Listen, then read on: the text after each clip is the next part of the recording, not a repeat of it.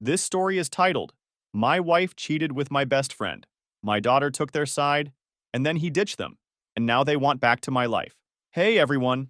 Before we jump into today's video, I need your help.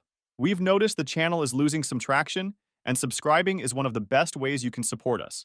It's quick, free, and it helps us keep bringing you awesome content. Your support means the world. Let's keep this channel growing together. Thanks so much. Now let's start the video. Throwaway account for obvious reasons. Never thought I'd be one of those guys posting their life story on Reddit, but man, the shit that's gone down in my life recently. I need to get this off my chest, and maybe my story can help some other guys avoid the same mistakes I made trusting the wrong people. I'm 39 male, and up until a few months ago, I thought I had everything figured out. Funny how life can pull the rug right out from under you, huh? But let me start from the beginning, because to understand how badly I got screwed over, you need to know what I built and what they destroyed. I'm a construction guy, have been since I was 18.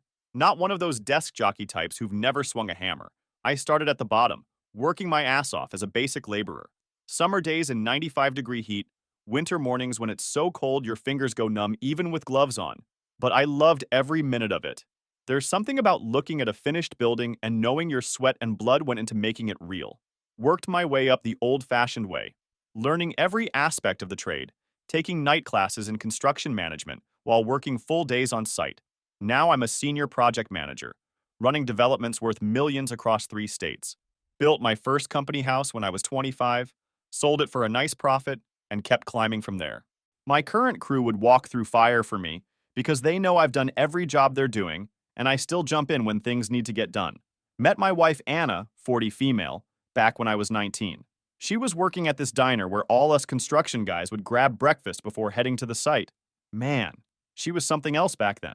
Long brown hair, this smile that could light up the whole place, and she didn't mind that I'd come in with my work boots still dirty from the day before. Took me 3 weeks to work up the courage to ask her out. My buddies were placing bets on whether I'd chicken out. Shows how long I've had shit taste in friends, but that's a story for later. We dated for 2 years. Got married in a small ceremony. Nothing fancy, but it was perfect for us. Anna said she didn't need an expensive wedding. She just wanted to start our life together. Man, what a load of BS that turned out to be looking back. Our daughter Emma came along right after. And those early years were tough but good, you know? I was working 12-hour shifts, sometimes 6 days a week, coming home dead tired but proud because I was providing for my family. Started my own side business doing residential renovations on weekends. Anna used to pack me lunches, bring Emma to the site sometimes, so I could see them during long workdays. I remember Emma at 4 years old, wearing this tiny plastic hard hat I got her, helping me measure lumber. Those memories kill me now, considering how things turned out. When our son Jack came along 8 years later, I'd already moved up to site supervisor. Finally had enough saved up to buy Anna that bigger house she'd been wanting. Not gonna lie, I was proud as hell when I could give her that. 4 bedrooms, big yard, even a 3-car garage where I keep my tools and my weekend project. A '69 Mustang I've been restoring. Let me paint you a picture of what I built over 18 years of marriage. Custom house in a good neighborhood? Check. Kids in good schools? Check. Vacations every summer? Check. Sure, maybe I wasn't the most sophisticated guy. I still track dirt in the house sometimes. My hands are permanently calloused. And yeah, I drink beer instead of wine. But I gave them a damn good life. Jack's 14 now. Emma's 20. Put both kids in private school because Anna insisted they needed the best education possible. Paid for Emma's fancy art classes, Jack's travel soccer team. Never said no when they needed something. Emma's in college now. Guess who's paying that $40,000 a year tuition? This unsophisticated construction worker. I'm not trying to sound bitter here. Okay, maybe I am a little. But I need you guys to understand what I sacrificed to give them the good life. Those early years, I'd work in 100-degree heat all day, then head to night classes, running on energy drinks and determination. Missed my sister's wedding because we had a critical project deadline. Worked through pneumonia once because the crew needed me. Every callus on my hands, every scar, every aching joint. It was all worth it because I was building something for my family. Even managed to put away a decent nest egg, close to $800,000 in various investments. Anna never had to worry about money. Could buy whatever she wanted.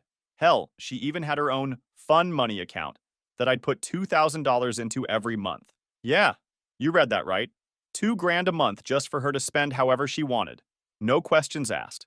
Guess that wasn't sophisticated enough for her either. Looking back now, I can see I was so focused on providing everything they wanted that I missed the warning signs. Too busy building dreams to notice they were turning into nightmares. But that's the thing about being a builder. You get so caught up in creating something strong and stable that sometimes you forget to check the foundation for cracks. The change in Anna didn't happen overnight. Looking back now, it's like watching a time lapse of wood rot. Start small, barely noticeable, then suddenly your whole foundation is compromised. Started about 2 years ago, right after I landed the biggest project of my career, a $50 million commercial development that would set our family up for life. You'd think she'd be proud, right? Her husband making executive level money doing honest work? Nah. Instead, she starts making these little comments about how I'm always covered in dust or how I don't fit in with her new social circle. See, Anna had started working at this fancy boutique downtown, selling overpriced clothes to bored rich housewives. Didn't need the money. Hell, her entire yearly salary was less than my quarterly bonus. But she said she needed stimulation and to find herself. First big red flag was the gym membership. Not your regular YMCA type deal. Nope, had to be this exclusive fitness studio that cost more per month than my first car payment. Started going 5 days a week, always came home showered and made up. When I think about it now, pretty sure she wasn't working out that whole time, if you know what I mean. Then came the phone thing. Anna used to leave her phone anywhere. Never cared if I picked it up. Suddenly she's got this death grip on it. Password changed, always texting with this little smirk on her face. If I walked into the room, she'd flip it over faster than a pancake. Said she was just chatting with her boutique friends. Yeah, right. Emma, our daughter. She started picking up her mom's new attitude. Used to be my little girl, always wanted to help me in the garage, knew every tool by name. Now suddenly she's embarrassed that her dad's a blue-collar worker. Started making these snide comments about how her friends' dads all have respectable office jobs. Like building shit that actually matters isn't respectable enough for her anymore. Anna stopped cooking about a year ago. Said she was too exhausted from work. Started ordering these fancy meal prep services instead. $300 a week for what looked like bird food to me. I offered to grill or make my mom's lasagna recipe, which they used to love, but apparently that wasn't sophisticated enough anymore. One night, I came home from a 14-hour day supervising a critical concrete pour. Found them eating sushi in front of the TV, didn't even save me a plate. When I made myself a sandwich, Anna actually complained about the smell of my work clothes. 20 years of those same work clothes putting food on the table, and suddenly they're a problem? The real kicker was when Anna started redecorating the house. Everything I built with my own hands, the custom kitchen cabinets, the hand-carved mantle, the built-in bookshelves, she wanted to replace with some modern minimalist bullshit. Spent $15,000 on a designer couch that looks like something you'd find in a dentist's office. The couch I later caught them on, but that's for the next chapter. My garage was my last sanctuary. Every weekend I'd be out there working on the Mustang, teaching Jack about engines and bodywork. Anna used to kiss me even when I was covered in grease. Now, she started parking her new Lexus, that I paid for, on the street because the garage was too dirty. Complained about the noise when I was working out there. Said the neighbors probably thought we were low class because of my project car. Even our sex life went to shit. Used to be passionate, spontaneous. She never cared about getting a little dirty with me before. Last year, nothing. Always had a headache, was too tired, needed to be up early for yoga. Should have known she was saving her energy for someone else. The worst part? I made excuses for all of it. Told myself she was going through a phase, maybe a midlife crisis. Worked even harder, thinking if I could just provide more, be more successful in her eyes, she'd go back to being the woman I married. Bought her jewelry, planned surprise weekends away, which she usually canceled last minute because of work commitments. Jack saw it, though. My boy's got good instincts.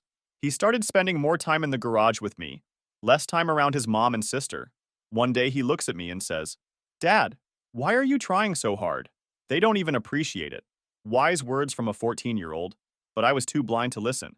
I kept thinking about the Anna I married, the woman who used to pack my lunch every day, who'd run her fingers through my hair even when it was full of sawdust, who used to brag to her friends about how her husband built things with his own hands. The woman who used to say she was proud of my calluses because they were proof of how hard I worked for our family. That woman? She was long gone, replaced by someone I didn't even recognize anymore. Should have seen it coming when she started hanging out with her new sophisticated friends. Every weekend it was wine tastings, art galleries, stupid meditation retreats. Meanwhile, I'm working overtime, managing crews, dealing with suppliers, making sure our family's future was secure. But apparently that wasn't enough anymore. She needed someone who could talk about French wines and modern art, not someone who could build a house from the ground up. This is where everything really went to shit. I have this buddy Marcus. Marcus and I went way back to trade school. While I stuck with construction, he went into real estate. Always talked about how he was elevating himself above the trades. Should have seen the red flags when he showed up at my door 3 months ago, driving a leased BMW, found that out later, and wearing a watch that cost more than most people's monthly mortgage. Said he lost his real estate license in his home state due to some misunderstanding with the board. Needed a place to crash while he rebuilt his business here. Looking back, pretty sure he got caught running some kind of scam, but I was too trusting to dig deeper. That's what real friends do, right?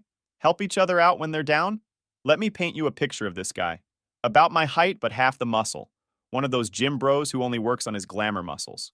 Always wore these tailored suits that probably cost more than my crew makes in a month. Had this way of talking that made everything sound like a humble brag. Oh, this old thing? Just a little Rolex I picked up. But man, your calluses really show what real work looks like. Fake as a $3 bill. But man, my wife and daughter ate that shit up. First night he stayed with us.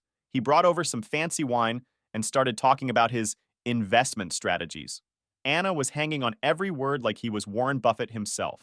Emma too, both of them giggling at his stupid jokes, asking him about his worldly adventures. Meanwhile, I'm sitting there thinking about the 3 construction projects I'm juggling that are actually putting food on the table. Marcus stayed in our guest room for 2 weeks. 2 weeks that changed everything. Every morning he'd come down in his designer sleepwear. Who the hell buys $200 pajamas? Making espresso in this fancy machine he brought with him. Started teaching Anna about proper coffee appreciation, like the diner coffee we used to love wasn't good enough anymore. During those 2 weeks, I watched this snake charm my family right under my nose. He'd take Anna and Emma shopping, saying they needed to upgrade their style. Started talking to Anna about investment opportunities, even though I handled our finances just fine. Always had some reason why they needed to meet for lunch or coffee to discuss business opportunities. The way he wormed his way into my family's good graces was something out of a manipulation handbook. He'd praise Anna's natural sophistication and tell her she was wasted in that boutique. Told Emma she had model potential and that she should think about upgrading her social circle. Real subtle, right? But here's the thing that really gets me. While he was playing Mr. Sophisticated with my wife and daughter, he was trying to maintain the old buddy act with me. Would come out to the garage, beer in hand, talking about the old days, even tried to give me advice on my Mustang restoration, like he'd ever turned a wrench in his life. One Saturday, I'm under the Mustang, replacing the transmission, which I rebuilt myself, by the way. Marcus comes out, designer shoes probably getting dirty for the first time ever, and starts telling me how I should think bigger. Says I'm wasting my potential in construction, that with my experience I could be so much more. Like building things that last isn't worth doing if you can't do it in a suit. Found out later he was telling Anna the same thing, that I was stuck in my ways, that I lacked ambition. Rich coming from a guy who was basically couch surfing at 40. But Anna? She started looking at me different after that. Started making comments about how I could do better if I just applied myself differently. The real kick in the teeth?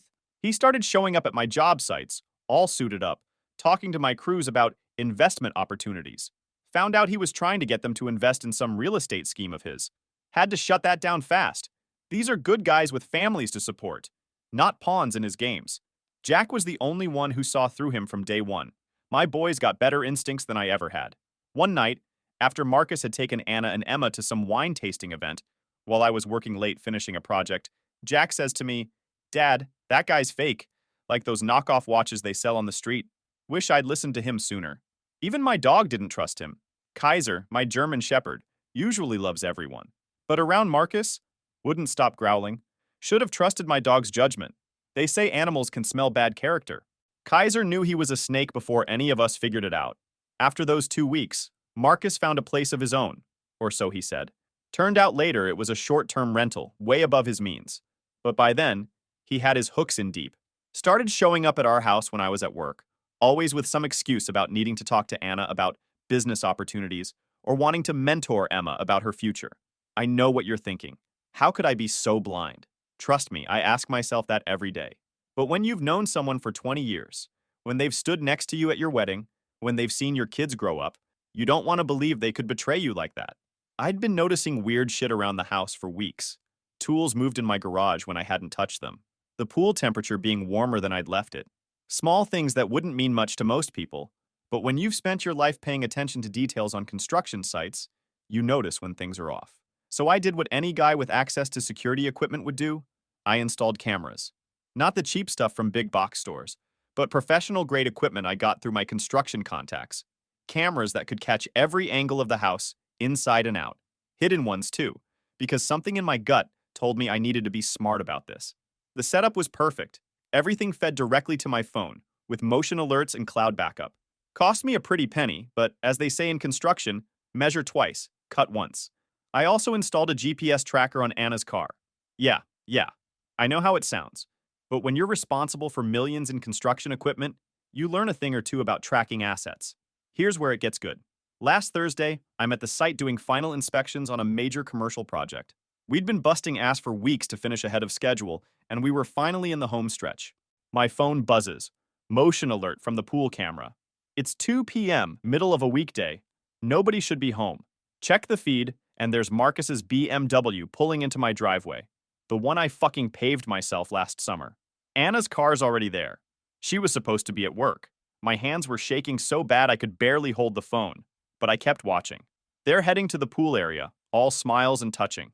Marcus is carrying a bottle of something, probably one of his fancy wines he loves showing off. Here's the kicker. They're using the pool key that I had lost 3 weeks ago, the one Anna said she'd help me look for. I tell my foreman I've got a family emergency, jump in my truck. The whole 20-minute drive home, I'm watching them on my phone at red lights. They're getting cozy in my pool, the one I designed and built with my own 2 hands last summer. 60 grand in custom stonework and heating systems, and this snake is using it to hit on my wife. But I'm not stupid. In construction, you learn to document everything. So I'm recording all of this, saving every bit of footage. Years of dealing with contract disputes taught me the value of solid evidence. I pull up to my house quiet as possible, park around the corner where they can't see my truck, enter through the garage using the silent mode I'd installed on the door. Another unnecessary upgrade Anna had complained about. I can hear them laughing and splashing through the patio doors. My hands are shaking, but not from fear. Pure fucking rage. But here's where 20 years of managing construction sites pays off. I've learned to keep my cool in crisis situations.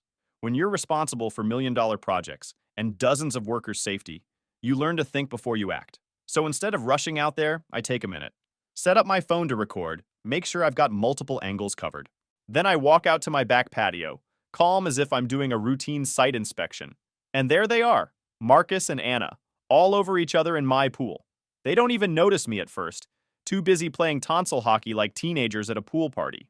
Marcus sees me first. Man, I wish I had a picture of his face. All that fake sophistication gone in an instant. He literally pushes Anna away, scrambling to get out of the pool like it's full of sharks. Brother, this isn't... I can explain. Yeah, sure you can, buddy. Anna? She goes straight to attack mode. Starts screaming about how I'm never home, how Marcus understands her needs, how I'm emotionally unavailable. Rich coming from someone who's currently very physically available in my pool with my supposed best friend. The best part? Remember those cameras I installed? They caught everything, including the 5 other times they'd used my pool while I was at work. The times they'd snuck into my garage for their little rendezvous. All of it, in crystal clear 4K with audio. Marcus tries to grab his stuff and run, but I'm blocking the gate.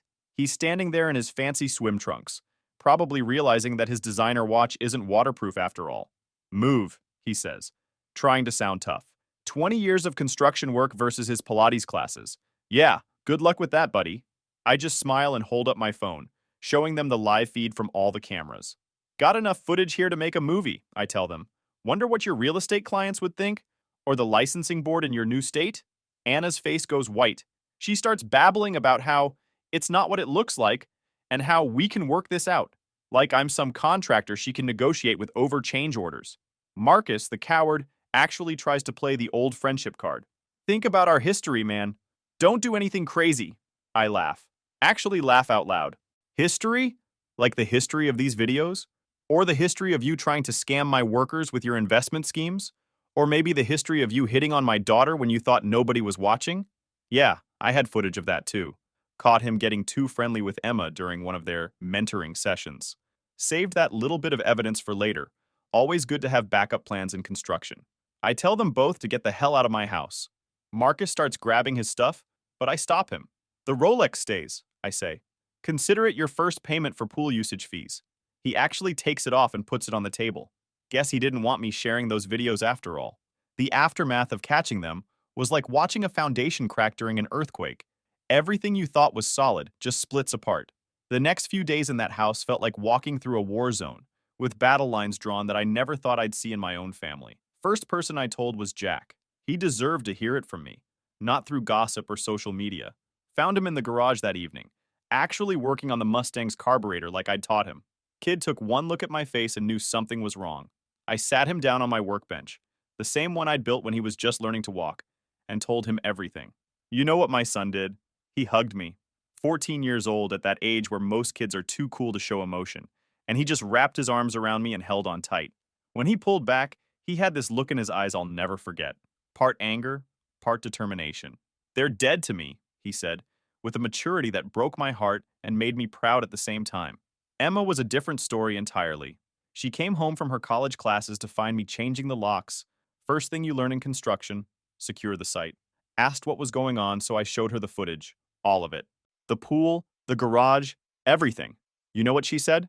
Dad, you're overreacting. They're in love. These things happen. In love? These things happen? My own daughter, defending the man who helped destroy her family? She actually had the nerve to say that Marcus was more emotionally available than me, that he understood her generation better, that maybe if I hadn't been so focused on manual labor and tried to elevate myself, Mom wouldn't have needed to look elsewhere.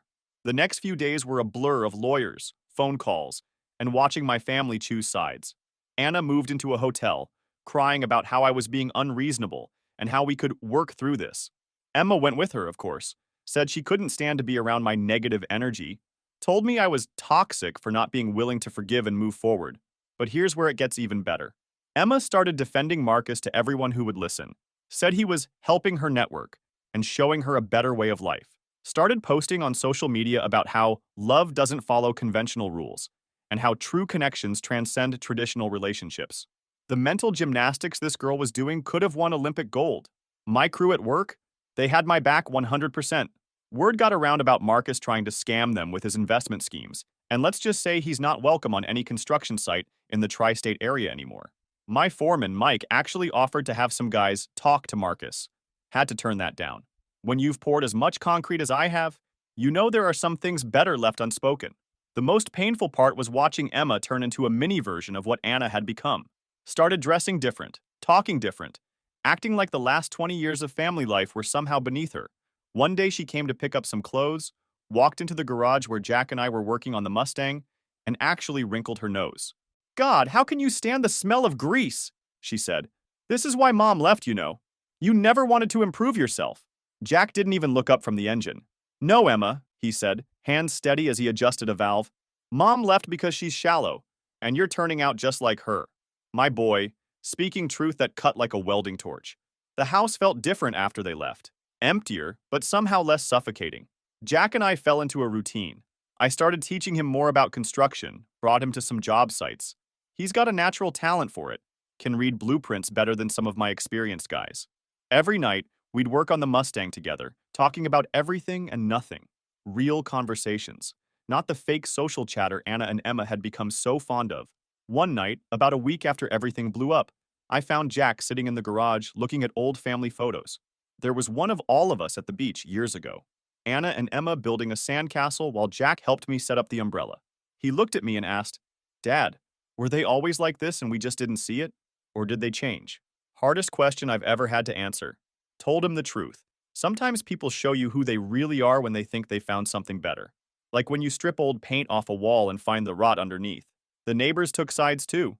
The Johnsons next door, who I'd helped with their basement flooding last year, suddenly too busy to say hello. But Mike down the street, whose roof I fixed after that big storm, brings over beer every Friday now, says his door's always open if we need anything. Let me tell you what happened when Anna and Emma moved in with Marcus, thinking they were upgrading their lives. Let me paint you a picture of their grand new life.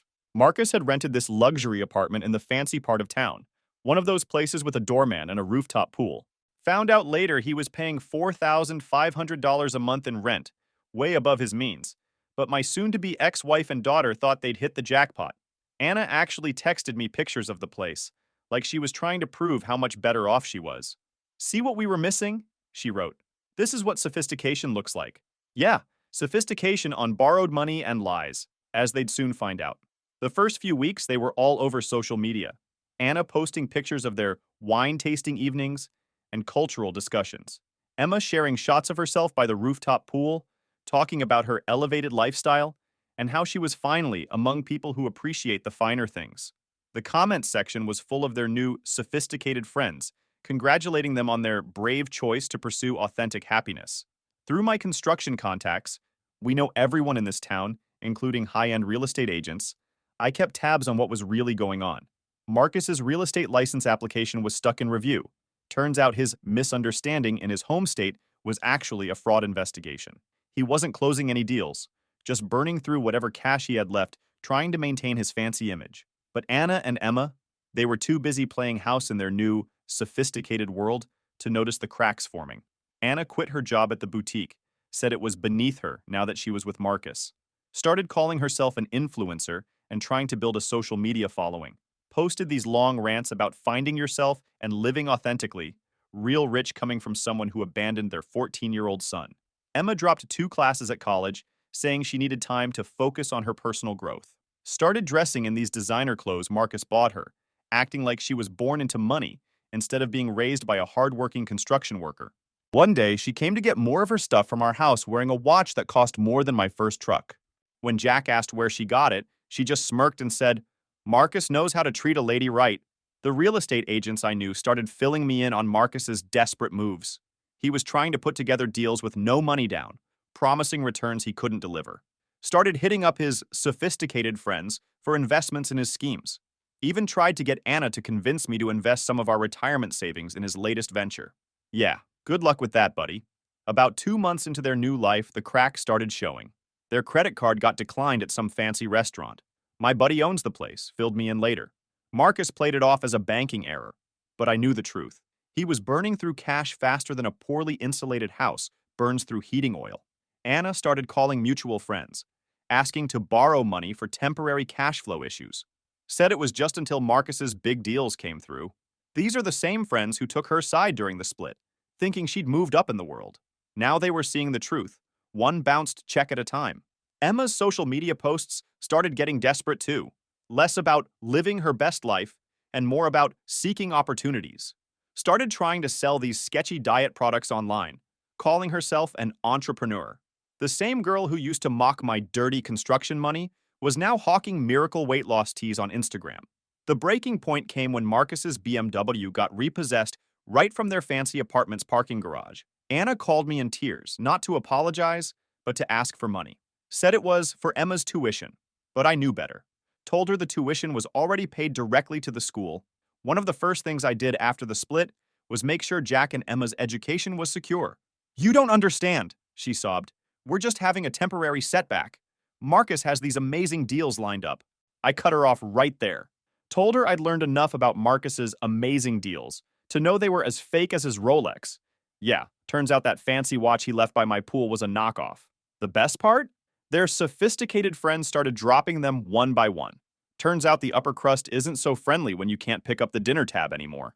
All those people who praised their brave choices suddenly had other plans when Anna tried to organize their weekly wine tastings. But they were still holding on to their fantasy.